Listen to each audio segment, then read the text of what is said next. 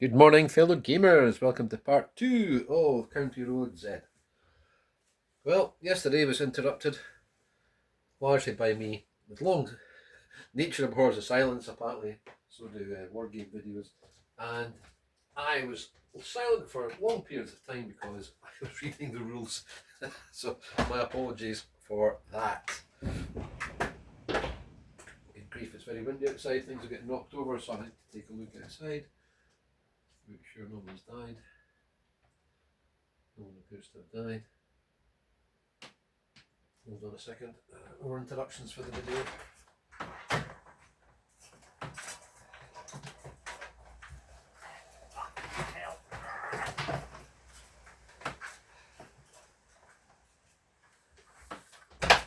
My apologies for that. It's a named storm outside. Storm bastard. Anyway, coming back to the table. Okay, so at the end of the first round, the bold survivors had taken out a couple of zombies and not made too much noise. The noise rules regarding movement of survivors. Okay, let's just recap on that. The movement rules for survivors are quite simple. If you move 1 inch, then you will radiate noise 1 inch from your location. If you move 6 inches, you will radiate noise 6 inches from the whole line of that movement. So obviously, if you want to be quiet, you have to move slowly. Makes sense. But there is also a skill that some survivors can pick at the beginning called stealth. The stealth skill, which allows you to roll as you sneak past or up to zombies, and you have to roll at or above their detection score, which I suppose enables you, if you're a person with an axe or a sword, you can sneak up behind them and chop them. So this is the beginning of round 2, move 2.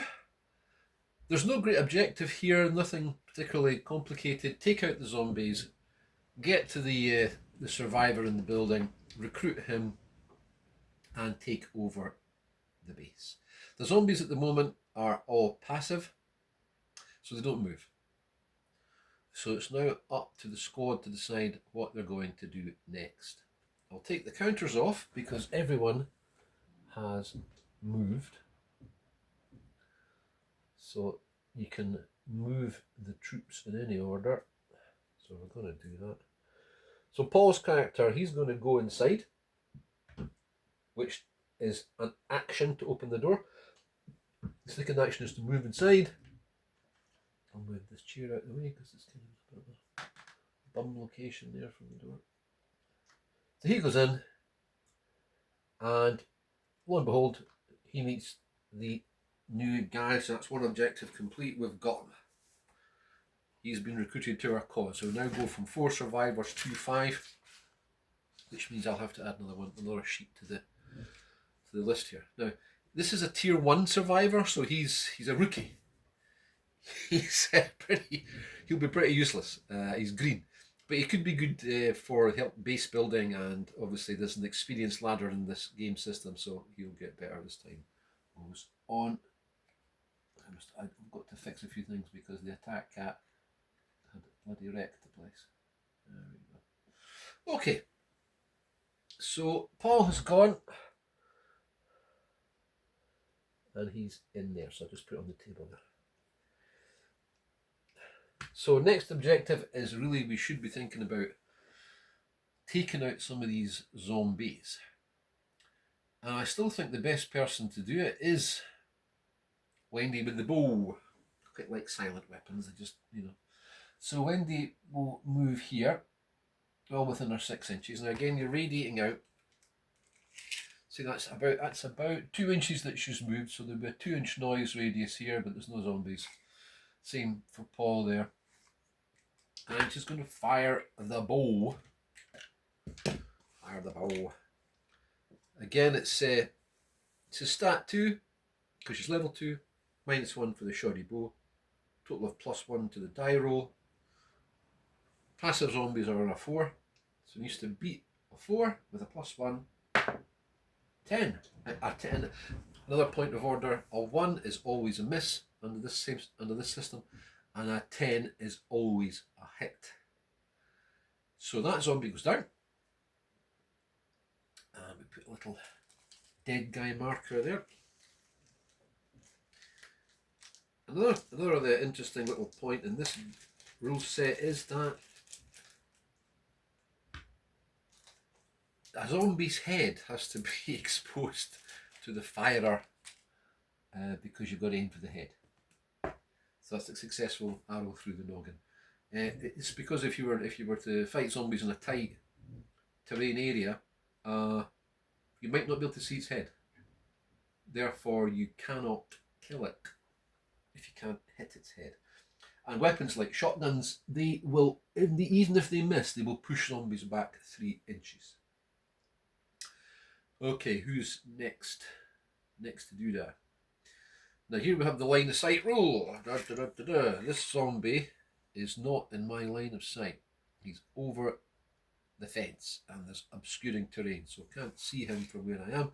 But I have a... What have I got? What's John got? He's got a shotgun. Now I should really put the weapon stats on the sheet would be handy because I keep on having to look them up. So it would be handy to put the weapon stats on the sheets, which would save me having to do this looking up right now. Shotguns. They have a range of 18 inches, which is actually quite short.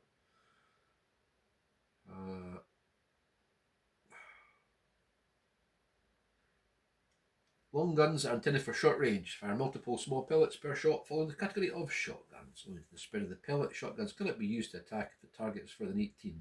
However, the same spread makes for a jarring impact, and a failed attack with a shotgun will push the target back 3 inches.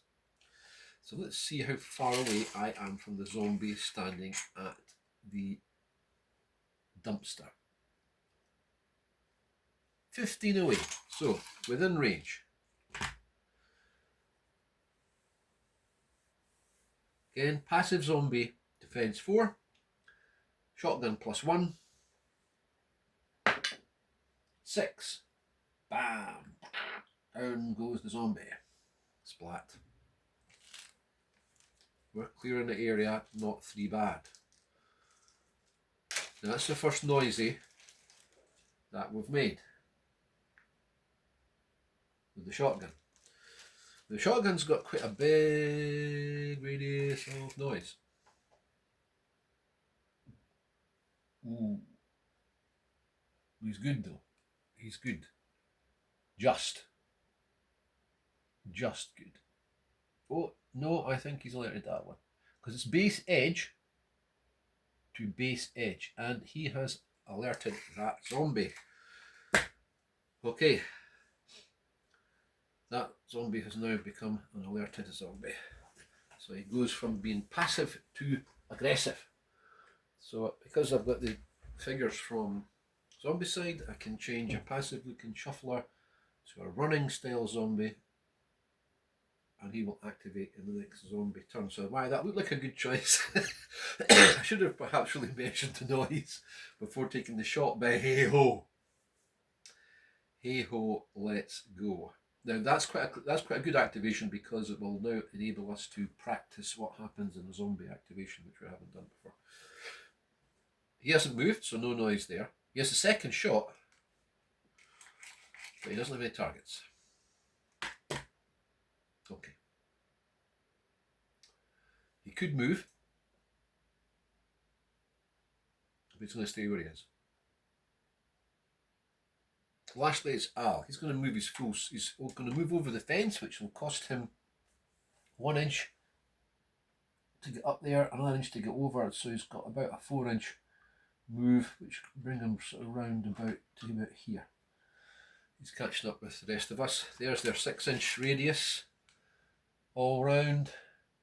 But again, no zombies. Okay. So that's the end of round.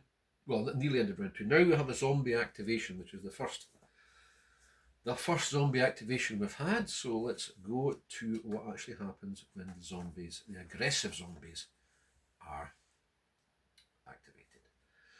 If a zombie is in contact with a survivor whose action activated it, it attacks. That's not the case. If a zombie is not in contact with a survivor, check. It moves towards the nearest survivor with a move score of +2 inches. Walls, gaps, and other intervening terrain pieces are not considered when checking this range. However, they are considered when checking the movement. If a survivor is in range, but the zombie's movement is blocked, it takes the shortest route possible to get into contact with the survivor. The route can include windows, stairs, and ladders. And when determining such a route, if there is a question as to which route is shortest, use the number of zombie actions that would be required to get there. If no survivors are within a zombie's move score +2, it moves towards the nearest passive zombie. So move score is 6 for these guys, +2 is 8. Now you don't take any terrain into account, you take it direct, although he probably wouldn't take that course of action. No one's within range. If there are no passive zombies on the if there are no survivors within the zombie's move score +2, it will move toward the nearest passive zombie. Okay, so he's going to move upwards to here. Straight 8. Takes him up there. At the end of that move, it will activate all passive zombies within 3 inches of his location. There are none. But he'll keep moving. Okay. That is the turnover. Right. Now we're on a bit of a wicket here because the mission now is to eliminate all remaining zombies.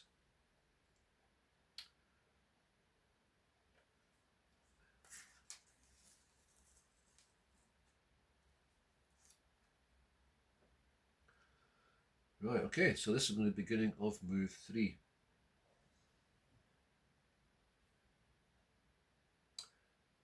We now have this guy here. Now we're not going to use him because it means making up another sheet. So we'll basically take him out off the table.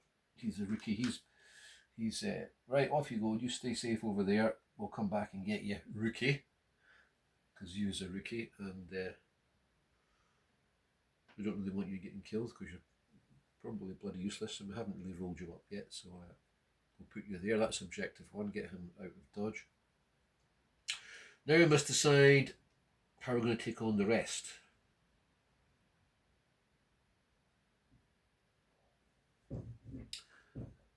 So I think Paul goes first. He's going to come out the building, or he's going to stand behind the gate, and it's move over for Paul. Okay. Now Wendy's bow, range of 18. We like this bow. It's in range. Intervening blocking terrain, check. So more difficult to hit. So it's a -1 on the hit. So it would normally be 6 or better. It's going to need to be 7 or better. And -1 for the shoddy bow, 8 or better. So it's literally a long shot at a moving target. Wendy hits it. Down it goes. There is no sound. It was hard to hit, but she pulled it off.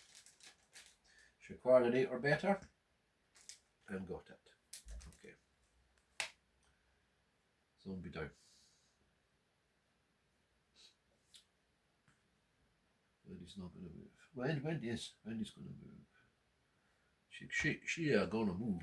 -1 for the wall gives her a move of 5, which will take her next to the car. Give her a line of sight, maybe to this zombie. It could require a little bit of jiggery pokery to try and get a good shot in. 5 radius of noise. No, we're all good. Me, I'm going to take my 6, move to the same. Wilson's going to move up to there, same, and turn over. Zombies. No zombies because we have got rid of the running zombies. That's the Wendy's incredible bow shot there. Right, Next, Paul again. Move. It's going to move 5. It's going to move 5 inches. Right. This is a resource box, as is this. For some missions, moving up to resource boxes, you can then open them and see what they've got, what goodies they have inside. But I think for this particular mission, we just have to eliminate the zombies and take the base, and the resource boxes are ours. I shall just check about resource tokens.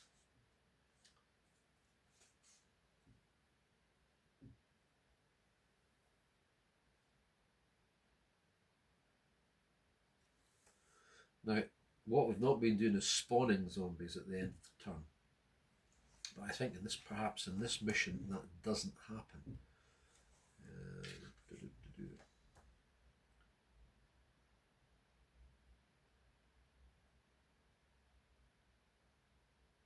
No, we should have been spawning zombies. That's another mistake. So this is move 1, 2. This is end move 3. So we'll need to do 3 zombie spawns. But we will pause in the meantime for a toilet break.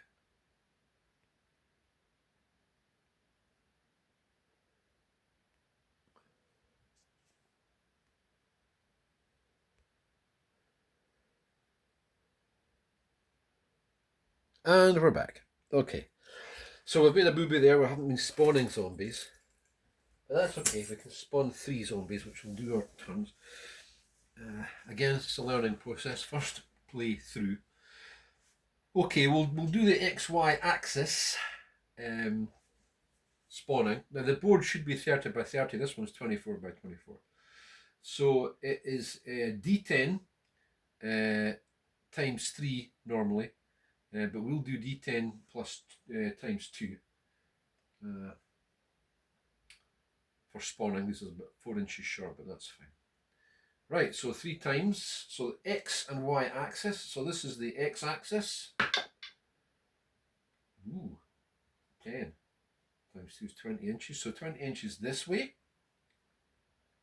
Y axis. And 18 inches that way. So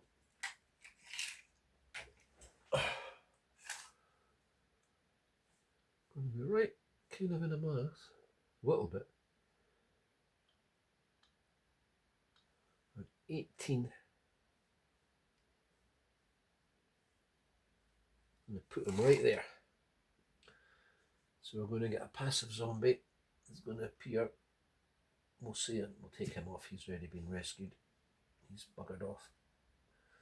Going to appear roundabout, we'll say, on the other side of the fence. It's wandered in to the area. Same again. So that's 14 inches this way and 16 inches that way. So 16 inches that way, put some roundabout on the other side of the. So it's going to appear roughly, he's going to climb out of some sort of container and appear here. And last one, 12 inches in, sorry, 8 inches in, and 18 inches up. So go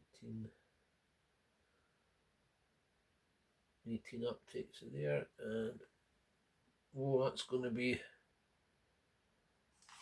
up against the wall of the house, and that is going to be a horde.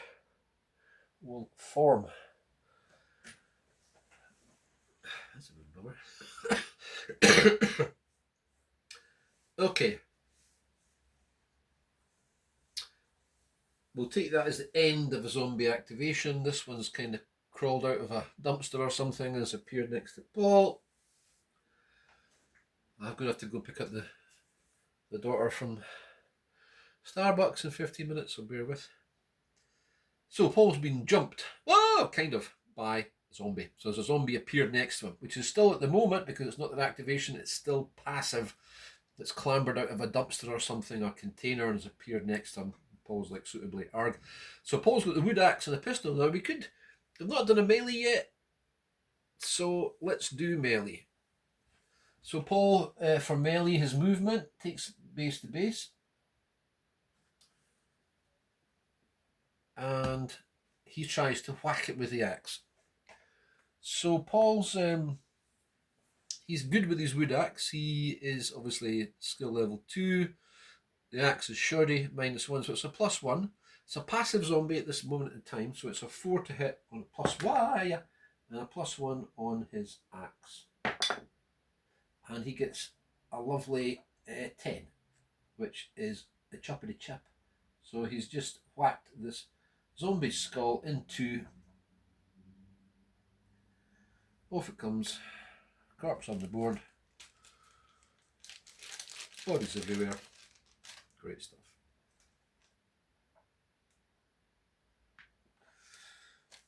Now, axe melee does actually cause noise as well as movement. It doesn't cause obviously as much noise as a weapon, but it does cause some noise. It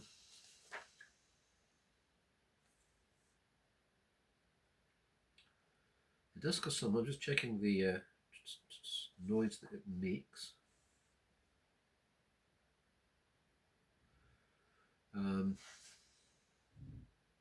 Pistol, revolver, crossbow, bow, shotgun, rifle.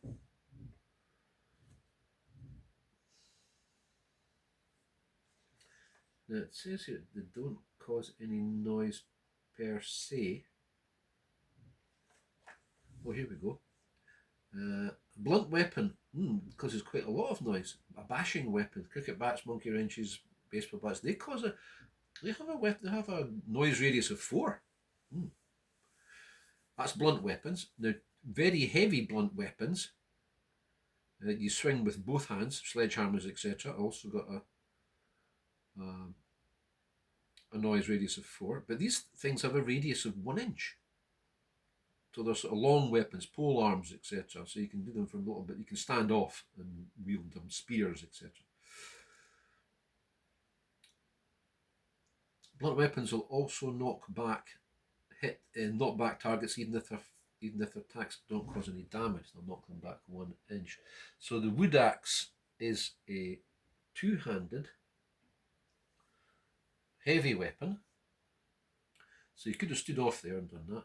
It causes 4 inch of noise, which I think is going to be okay, because I've only got this lot up here to worry about, so yeah, it's not causing any noise with that. But if you include that with his inch movement, that'd be 5 inch. 5 inch of noise, you see. Cumulative. Okay, so he's done that. So he's good. And that means Paul has a little star, he's activated. Who's next? Gosh, right, I still think we should see about taking out Tweedledum and Tweedledee down here, though they're going to be a little bit more difficult of a prospect.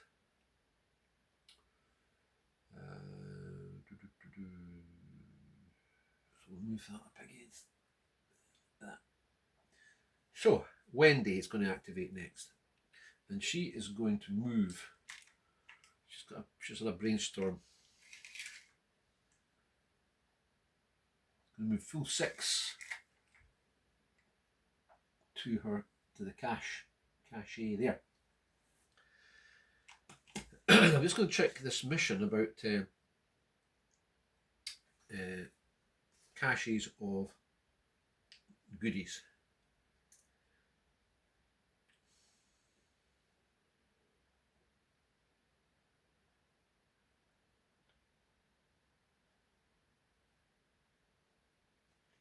And this mission is particularly odd because it's start a new community one.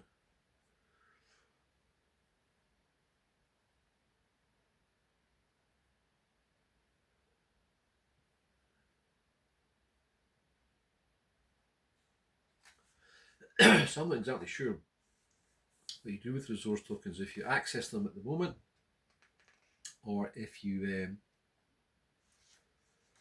access them at the end when you've annihilated all the zombies.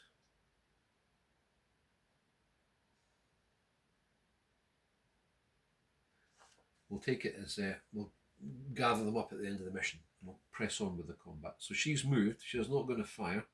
So she's turned over.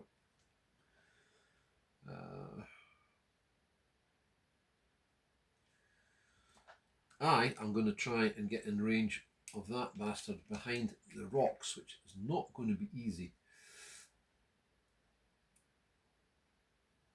We practically have to be on top of him before we can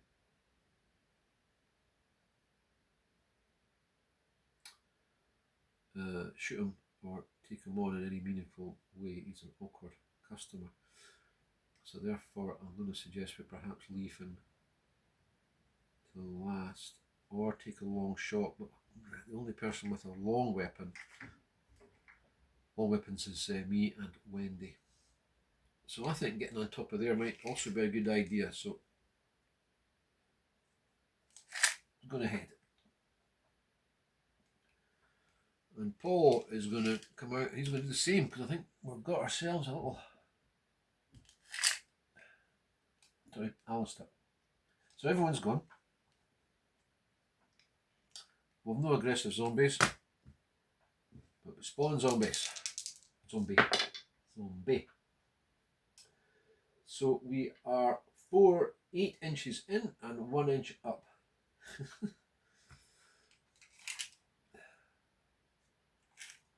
Sorry, 2 inches up, which is basically where he's standing, and we're 8 across. So another zombie's going to spawn. I'm going to start wandering up to the gate there. So I'm going to have to hold it there, folks, while I go and pick up daughter from school. Bear with the exciting continuation of County Road Z. And we're back. Okay. Bit more of a delay than expected, but here we are. Okay. So it was zombie activation. Zombie spawned. And it's over to the survivors. Now, there is a rule about 3 or more zombies within 3 inches of each other, 3 inches of each other, forming a horde. That word never sounds good. Horde, eh? God, never sounds good. But I believe it's only if they are aggressive. So the rules were hordes are if zombies are passive and within 3 inches of each other, they still do nothing. But if one of them is activated, the whole horde is activated. And any aggressive zombies within 3 inches of the horde are also part of that horde. And this could go to hell in a handbasket real fast. Okay, we've got to eliminate these zombies, but they keep on spawning one at a time, so we need to we need to up the ante here. So climbing takes 1 inch off your movement. Climbing 2 levels will take 2 inches off your movement, which will leave, if she's going for the full 6 with a +4, actually that's 5 inches, which will mean a 5-inch activation for movement, but will not activate that zombie. So she can get to this corner, and we will fire. She will fire the bow. 4, well, a 10-sided dice with a +1 for the bow. 7. She takes out that zombie. I'm marking these to try and give us a feel of how we're doing, where we're going, where the zombies are, how successful the shooting has been. I may have to get more of them. Paul very kindly got these for me because he's lovely. So that's her done. I really want to take that guy out far away. Now elevation, that's elevation 1, would be kind of dumpster. That's elevation 2. So we're looking down on this guy. So I'm going to go 1 inch, 2 inch, 3 inch, 4 inch is, and try and shoot him. The range of 18 should just be in range, I think. Yes. Now that's 4 inches of noise. It's not going to activate these guys, neither was she. Okay, so he's going to have a Bam Bam. Again, it's 4 plus 1 for the shotgun. 2 hits. Rolled a 3, it's not good, but plus 1 for the shotgun gives him a 4, which is enough to eliminate that zombie. Remember now the objective, of course, is to get rid of them all. High ground, always good. I have activated Alistair. He will move. It's going to take him 2 inches to get to the elevation. That's 5 inches in total and 5 inches noise. Again, we are good for the noise. Alistair has got a pistol. For some reason I keep on thinking Alistair, I think we had 2 long weapons. We don't. No, a pistol's not got a great range. Again, I should put the stats down on the sheet. It would be handier. It would be handy to do that. We will get to that. That's another little lesson learned from the first game. Pistol has a range of 12. I think the boy is out of Alistair's range. Would you believe it? He's in Alistair's range. These are tight confines here. So again, Al has. I believe he has a pistol skill. Yes, he's pistol -1. So he's, again, I'll go through it again, just a reminder, his level is 2, which means his stats are 2, -1 for the shorty pistol, which still gives him a +1 on a die roll. He's looking for a 4 or better to get that headshot. He misses. Alistair misses.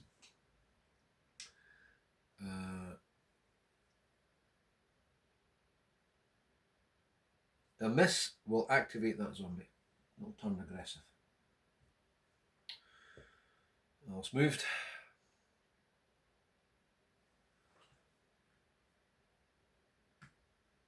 That just leaves Paul. Now, Paul's pistol armed as well, but he's got an axe. He's got his big axe. That guy is going to come running straight for us. We're not in range, but then again, he doesn't have any passive zombies in range. But we are in line of sight, so he's going to come pouring right for us. But we're up a level, so we should be able to fend them off. We've got plenty of firepower. The question is, does Paul want to join us? Or do we? It's a long shot. He's also pistol armed. And if he misses, well, there's no great deal if he misses. It's not a big deal. I'm liking this high ground. We'll tell you what Paul's going to do. He's going to take up an inch, going over there. He's then going to move the remaining couple of inches forward and take up a position at the corner of the corrugated fence, which is 3 inches away. So it's a total of 4 inches he's moved. Again, that's not going to cause any activation round about him. And yeah, he's going to fire. I would say the stop sign is not really intervening terrain. It's just like a bar. But it's still it's now a 6 to hit. But he's pistol armed, so he's +1 on the die roll. 9. He's successful. Well done, Paul. Paul takes out that would have been activated zombie. Now we've thinned the herd considerably. There are now 4 zombies left on the board. The one will spawn. Going to be 5. So we've still got our work cut out a little bit here. To whittle them down, what with the spawning of new ones, etc. Okay, it's now zombie activation. Now they've got 3 passives, so that's fine. X and Y axis, spawning. Okay, that's interesting. 7 inches up this way, but about here. 20 inches this way.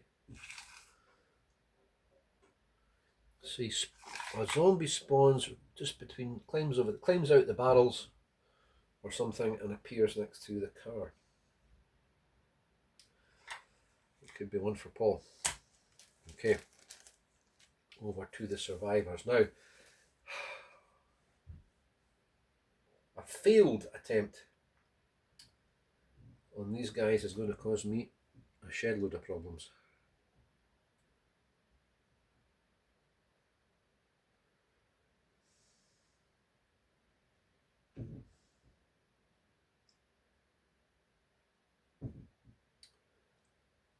Load of problems.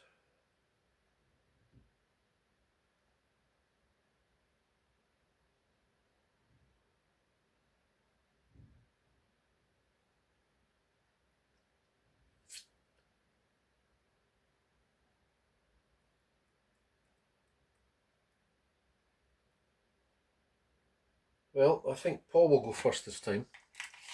And he'll aim at this zombie here, whose head is visible above the car. It's in range. 4s. +1 on die roll.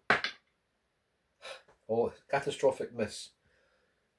Second shot, second action, another shot. Another miss. That turns that into active zombie. Aggressive zombie. That was not a great result. Alistair on top. Now, 8 inches. Right, that's fine. It's not activated. However, if it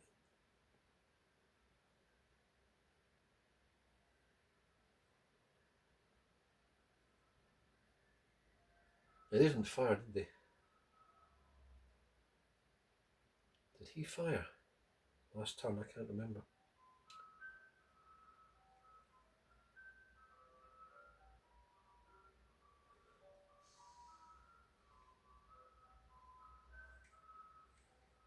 I'm pretty sure he did. He took a shot, didn't he? He took a shot. I'm sure they all took shots. Anyway, so that's going to activate all of them.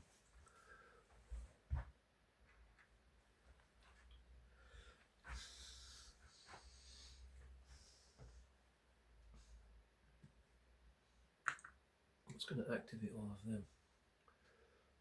And they are going to come for us. That's a mistake. That firing, and I'm pretty sure we did fire with them.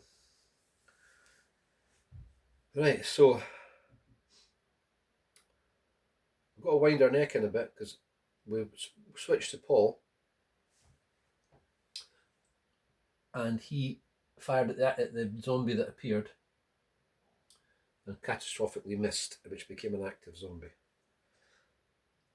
So that was out of sequence, because after we fired, these guys would have gone, and they can move 8. So 3 will take him to there. 4 will take him over.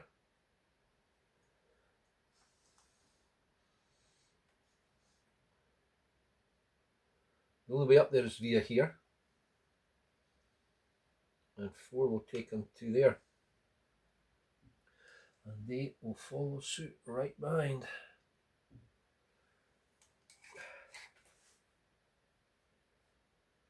He chose to fire at that. He missed, but activated it. So it's all or nothing now, because the zombies can move 8 and they will go for him, and they can climb. They can climb up the same way I climbed up. Since the survivors climbed up. Paul's gone. He chose to fire over there. So it's all fire away now, because noise isn't going to make any difference. Right. The bow. These are now 6 to hit, +1 on the die roll. Is a kill. Wendy takes 1 down. There is no noise. Not that it matters now anyway. Shotgun's in range. He fires 6 plus to hit, plus 1 on the die roll. 6 plus 1 is 7. Next one is down. Alistair. 6 plus 1 on the die roll. Firing his pistol. He misses.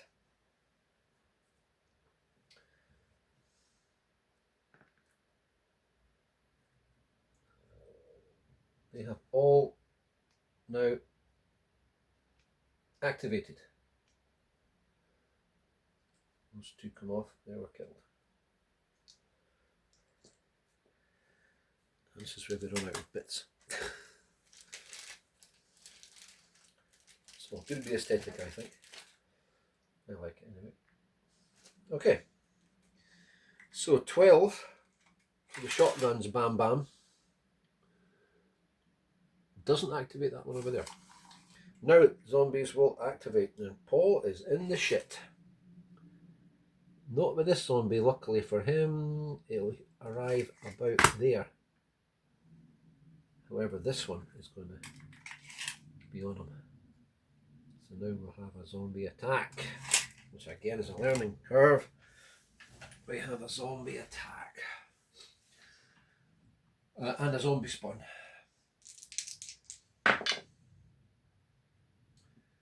We're 2, it's one, oh, so we're 1 inch up and 2 inches in. So basically, here.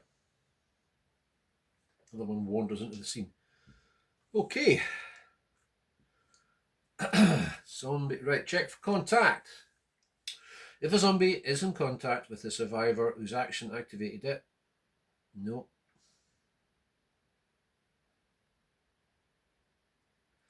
Well, that's interesting. Learn something new. If the zombie is in contact, so it was my shotgun that activated them, so they're after me. If a zombie is in contact with the survivor whose action activated it, it attacks. If it is in contact with multiple survivors, it attacks the survivor that activated it. If it is only in contact with a survivor that didn't take the action that activated it, it does nothing.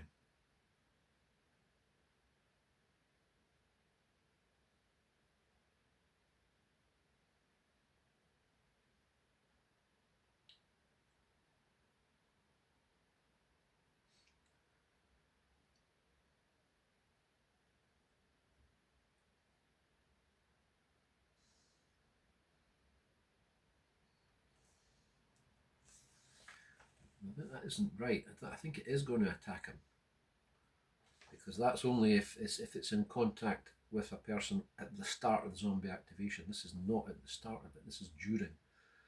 He's moved. He's come into contact.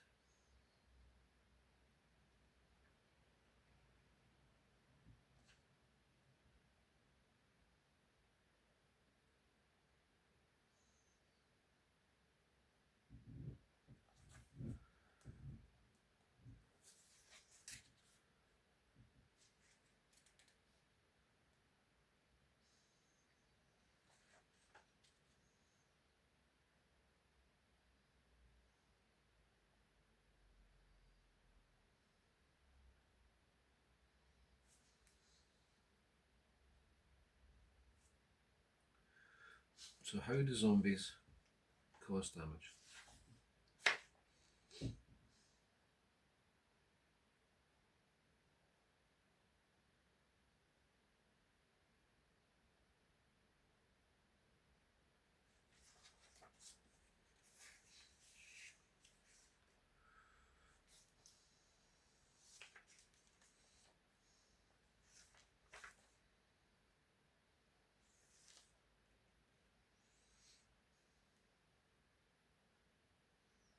These are, I'm pausing again, I'm sorry for the quiet, but I'm having to study rules again.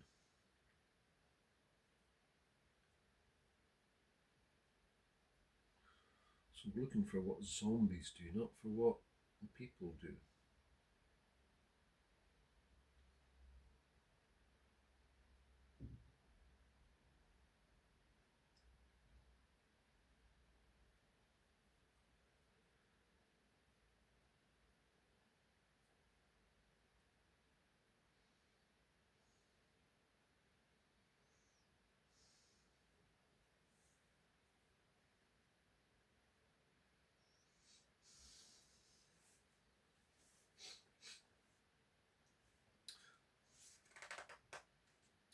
this is all I'm looking at what survivors do. But what do zombies do?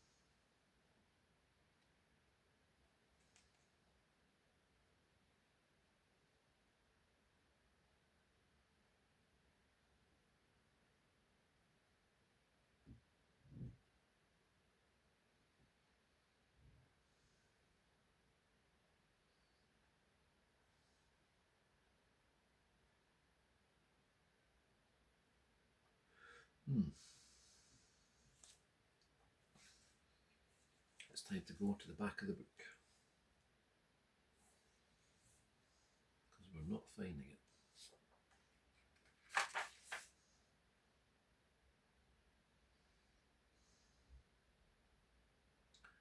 Melee, come on, melee attack action 30. That's what I've been studying, and that's for players. That's for survivors, not for zombies.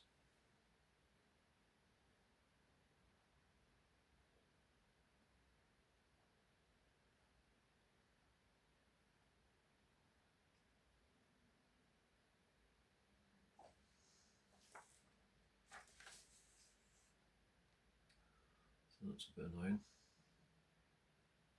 Due to the studying time involved, we're going to have to pause it there. We'll be back. So having checked the rules, it looks like zombies attack in the same way as survivors. This is really a basic skill check. They have attack of 0, so they have no pluses to the attack, so it's a straight die roll. And they're looking to beat your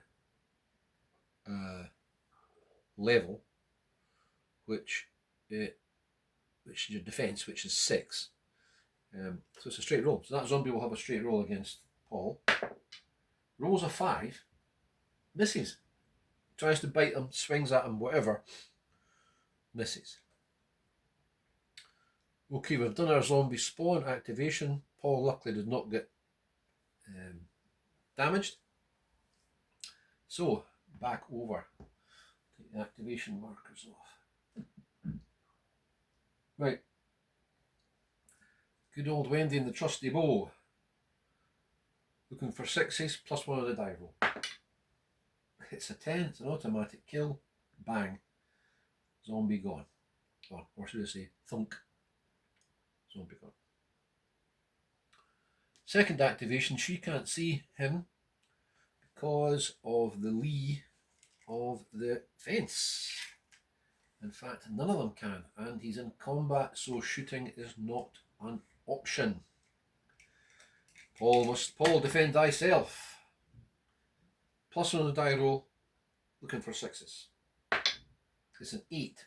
Paul's trusty axe cuts him in half. Paul's used up his actions. And Wendy's second action is to fire at this one. 4s this time.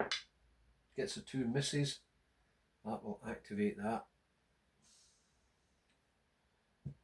I'm going to bang away with the shotgun because by this point, there's no point in not doing it. 3 plus 1 is 4. Missed. And again, catastrophic miss. It's gone. Again, the only other zombie around is this one up here, which has not been activated because it's out with the 12. And is it 12? It's out with pistol range. So Alison's going to jump down on 2 and go here and get ready to shoot at this guy if he comes up. We're making a meal of this. Zombie activation. First of all, spawn.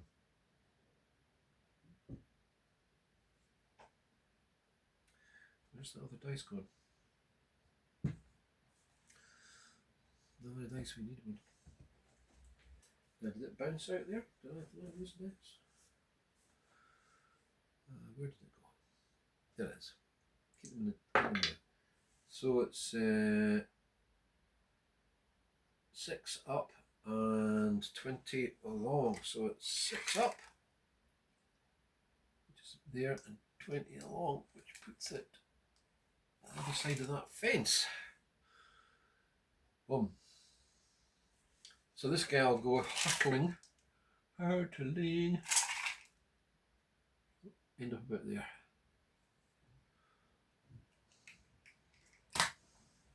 Okay.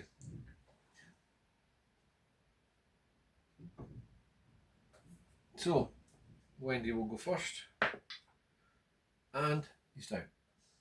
Another spectacular arrow through the head.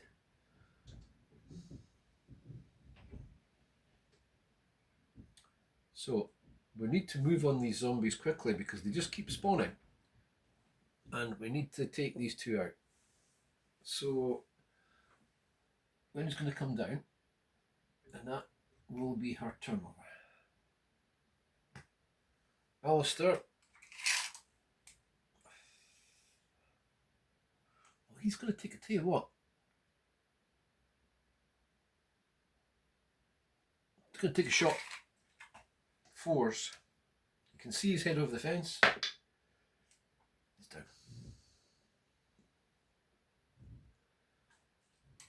And it's going to come down.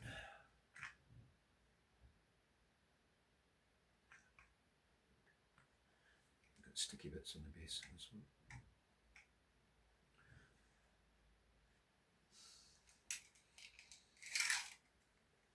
Alistair and Paul are going to head for the fence. Second action, they're going to climb over the fence.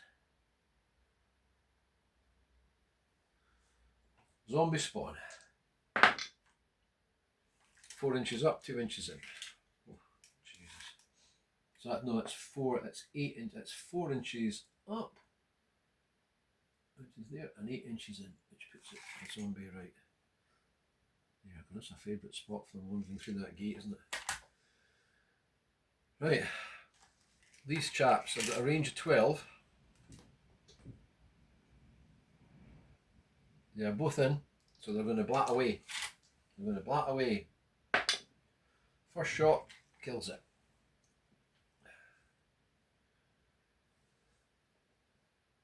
That was Alistair. He's going to go back over the fence. Paul's going to go over the fence.